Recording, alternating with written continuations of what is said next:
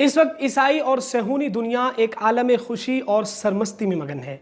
ان کا خیال ہے کہ اب وہ وقت قریب آ پہنچا ہے جب پوری دنیا پر ان کی حکومت قائم ہو جائے گی۔ عیسائیوں اور یہودیوں کی خوشی کی وجہ یہ ہے کہ وہ ایک ایسی سرخ بچیا کو پانے میں کامیاب ہو گئے ہیں جس پر سرخ رنگ کے علاوہ ایک بال بھی کسی دوسرے رنگ کا نہیں ہے۔ آخر سرخ بچیا کا صہیونیوں اور عیسائیوں کی خوشی سے کیا تعلق ہے؟ سب سے پہلے تو اس ابہام کو دور کرتے ہیں۔ صہیونیوں کا عقیدہ ہے کہ جب تک ہیکل سلیمانی کی تعمیر نہیں ہوتی اس وقت تک مسیحا اس دنیا میں تشریف نہیں لائیں گے۔ ہیکل سلیمانی کی یہ تیسری تعمیر ہوگی جو صہیونیوں کے نزدیک آخری ہے۔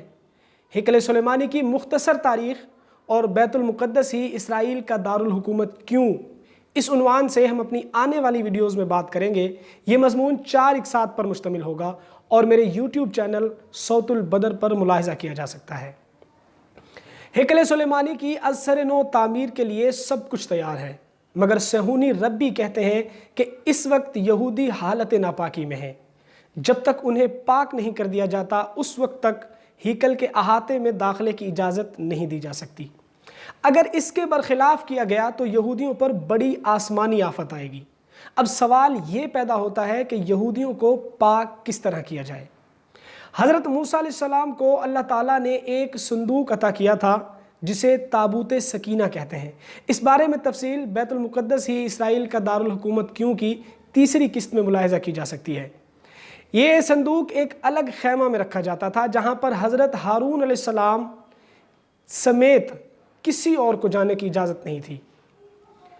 سال میں صرف ایک دفعہ جو تہوار کا دن ہوتا تھا اس خیمے میں حضرت ہارون علیہ السلام جاتے تھے اور اللہ تعالیٰ سے اپنی قوم کے لیے بخشش طلب کرتے تھے۔ اس خیمے میں جانے سے قبل ایک گائے اور 2 بکرے قربانی کے لیے لائے جاتے تھے۔ سب سے پہلے گائے کی قربانی پیش کی جاتی تھی۔ اس گائے کو اس کے لیے اس کے خون، گوبر، چربی اور کھال سمیت جلا دیا جاتا تھا۔ اس سے حضرت ہارون علیہ السلام کی پاکی وجود میں آتی تھی، یعنی ان سے لا علمی میں جو بھی خطائیں سرزد ہوتی تھیں اللہ پاک انہیں معاف فرما دیا کرتے تھے۔ اس کے بعد 2 بکرے لائے جاتے تھے، ان کی قرآندازی ہوتی تھی۔ جس بکرے کا نام قرآندازی میں نکل آتا تھا اس کی قربانی گائے کی طرح کر کے جلا دیا جاتا تھا۔ اس بکرے کی قربانی سے بنی اسرائیل گناہوں سے پاک ہوتے تھے۔ دوسرے بکرے کے سر پر حضرت ہارون علیہ السلام ہاتھ رکھ کر بنی اسرائیل کے تمام گناہوں کو اس پر منتقل کر دیا کرتے تھے اور پھر اس بکرے کو بیاباں میں آزاد چھوڑ دیا جاتا تھا۔ صہیونیوں کا ماننا ہے کہ یہودیوں کی پاکی اس وقت تک عمل میں نہیں آ سکتی جب تک سرخ رنگ کی بچیا کی قربانی نہ پیش کی جائے۔ اس سرخ بچیا کا گزشتہ 2000 برسوں سے یہودی ربی انتظار کر رہے تھے۔ یہ سرخ بچیا ان تمام شرائط پر پوری اترنی چاہیے جو یہودی مذہبی کتب میں موجود ہیں، یعنی یہ بے عیب ہو اور مکمل طور پر سرخ ہو۔ اس کا ایک بال یا ایک رواں بھی کسی دوسرے رنگ کا نہیں ہونا چاہیے، حتیٰ کہ اس پر کوئی تل بھی نہیں ہونا چاہیے۔ چند ربی 2 بالوں تک کی چھوٹ دیتے ہیں کہ اگر سرخ رنگ کے علاوہ پورے جسم پر 2 بال کسی اور رنگ کے ہوں تو اس کی چھوٹ ہے۔ اس سرخ بچیا کے بغیر صہیونی غلبے کی ریشہ دوانیوں کو اس کی تکمیل کے لیے آگے نہیں بڑھایا جا سکتا، اس لیے اس بچیا کی تلاش پوری دنیا میں جاری تھی۔ کئی دفعہ ایسی سرخ بچیا کو ڈھونڈ بھی لیا گیا، مگر مذہبی رہنماؤں کے مطابق یہ تمام شرائط پر پورا نہیں اترتی تھی، اس لیے پھر سے نئی تلاش شروع کر دی گئی، کیونکہ سرخ بچیا کہیں سے بھی دستیاب نہیں ہو رہی تھی اور صہیونیوں کے صبر کا پیمانہ لبریز ہوتا جا رہا تھا، اس لیے انہوں نے شارٹ کٹ ڈھونڈا۔ تیسرے ہیکل سلیمانی کی تعمیر کے لیے اسرائیل میں باقاعدہ ایک ادارہ دی ٹیمپل انسٹیٹیوٹ کے نام سے کام کر رہا ہے جس میں ہر طرح کے ماہرین موجود ہیں۔ انہیں پتہ چلا کہ ٹیکساس کے ایک فارم میں سرخ رنگ کی ایسی گائیں موجود ہیں جو ان کی شرائط کے قریب قریب ہیں۔ گائے کی اس نسل کا نام ریڈ ایگنس ہے۔ ان کے ماہرین ٹیکساس کے اس فارم میں پہنچے اور انہوں نے ریڈ ایگنس کے انڈے حاصل کیے، اور اس کے بعد اسرائیل میں ایک فارم میں جہاں پر گائے کی افزائش ہوتی تھی بے عیب سرخ رنگ کی بچیا کی بذریعہ ٹیسٹ ٹیوب طریقے سے پیدائش کی کوششیں شروع کر دی گئیں۔ کچھ عرصہ قبل اسرائیلی ماہرین مطلوبہ بچہ پیدا کرنے میں کامیاب ہو گئے تھے جو مکمل طور پر سرخ رنگ کا تھا۔ تاہم صہیونیوں کی امید پر اس وقت اوس پڑ گئی جب انہیں پتہ چلا کہ یہ بچہ نر ہے، مادہ نہیں۔ مذہبی شرائط کی روح سے بچیا درکار ہے، بچڑا نہیں۔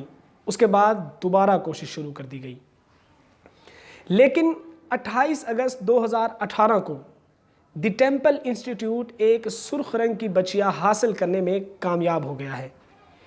انسٹیٹیوٹ کے ماہرین ربیوں کے ہمراہ روز اس بچے کا معائنہ کرتے رہے، یعنی اگر صورتحال مطلوبہ شرائط کے مطابق رہی اور یہ بچیا کسی حادثے یا طبعی موت کا شکار نہیں ہوئی تو اس کی قربانی 2 سال کی عمر میں مجوزہ ہیکل سلیمانی کے دروازے کے باہر کی جائے گی۔